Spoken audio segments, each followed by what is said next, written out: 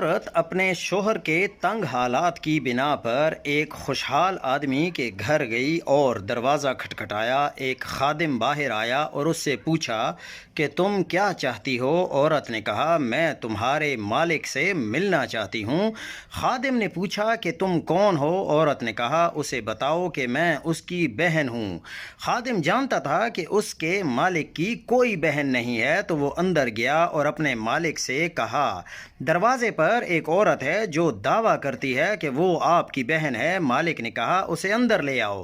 عورت اندر آئی۔ مالک نے اسے خوش دلی سے استقبال کیا اور پوچھا تم میرے کس بھائی کی بہن ہو؟ اللہ تم پر رحم کرے۔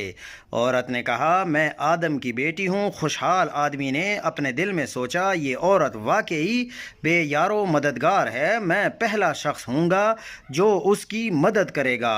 عورت نے کہا اے میرے بھائی، شاید آپ جیسے لوگوں کو معلوم نہ ہو کہ غربت کا ذائقہ کتنا کڑوا ہوتا ہے۔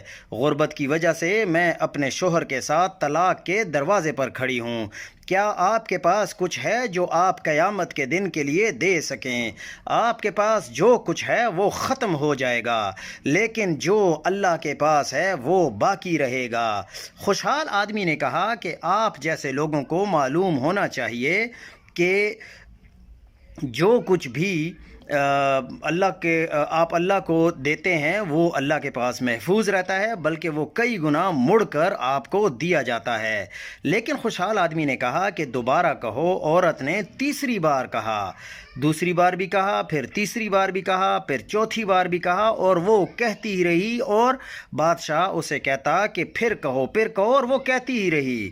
آخر کار اس نے یہ سمجھا کہ دوبارہ کہنا میرے لیے ذلت ہے۔ میں نے کبھی اپنے آپ کو اللہ کے سوا کسی اور کے سامنے ذلیل نہیں کیا۔ خوشحال آدمی نے کہا کہ اللہ کی قسم مجھے تمہاری بات کی خوبصورتی پسند آئی۔ اگر تم 1000 بار بھی دہراتی تو میں ہر بار کے بدلے تمہیں 1000 درہم دیتا۔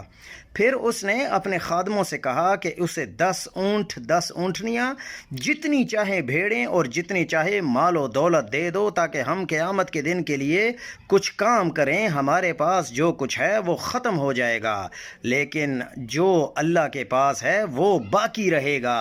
اس لیے غریبوں کو مت بھولا کریں، کیونکہ اللہ غنی ہے اور ہم فقیر ہیں۔